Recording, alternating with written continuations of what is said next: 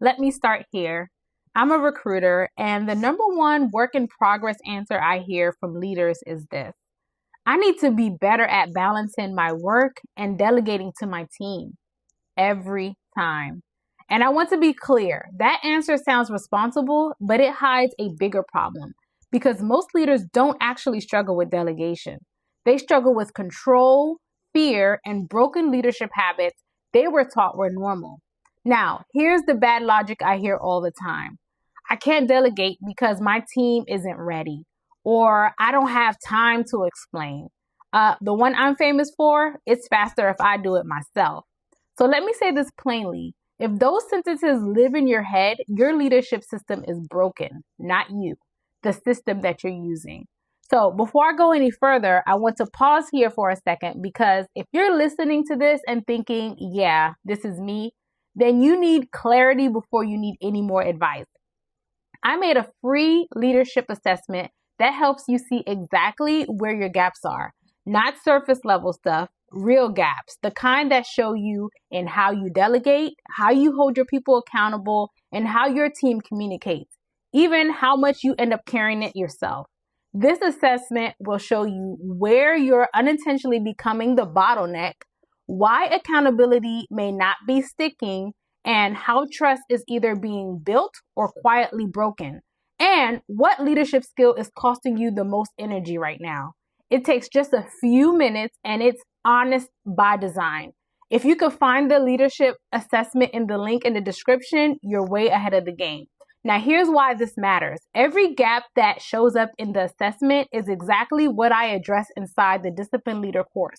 That program is built to close the gaps most leaders don't even realize they have, through clear systems for accountability, trust, communication, delegation, and authority. No guesswork, not being vague, just practical leadership skills that actually change how your team responds to you. If the assessment shows you where you're stuck, the Discipline Leader course will show you how to fix it. Both links are in the description. Now, delegation doesn't fail because people are incapable. It fails because leaders were trained to be performers instead of builders. You were promoted because you were good at doing the work. No one taught you how to stop doing without everything falling apart.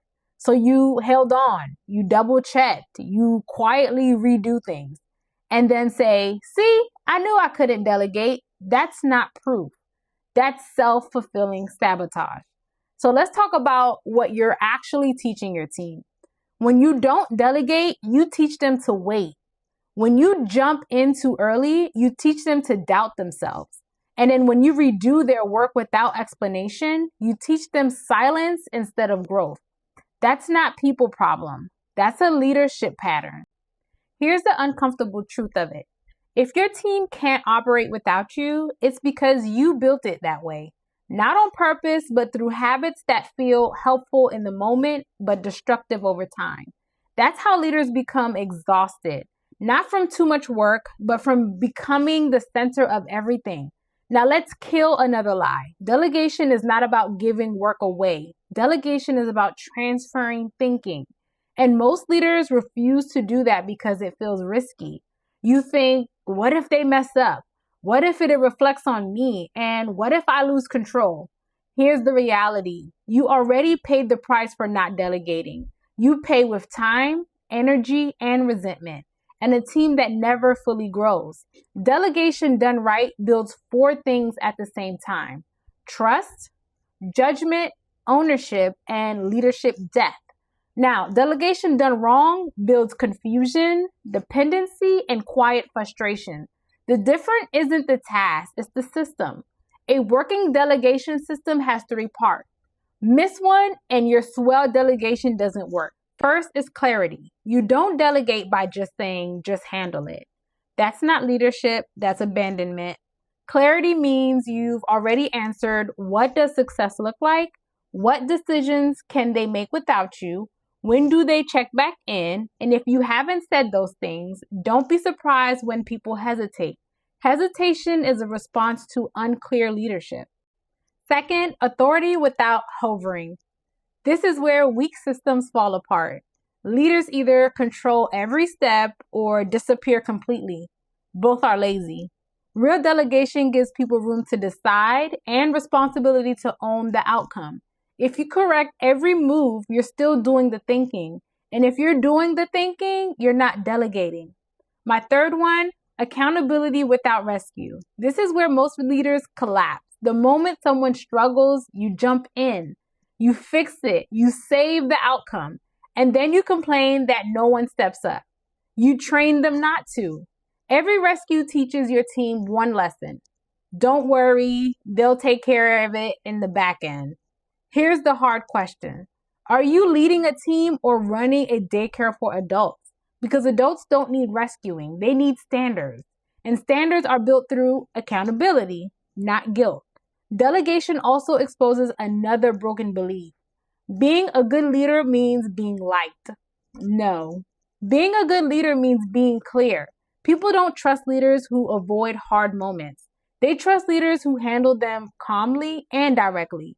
Delegation is one of those moments. When delegation works, something shifts. People stop asking you every little thing. They start anticipating problems. They bring you solutions instead of excuses.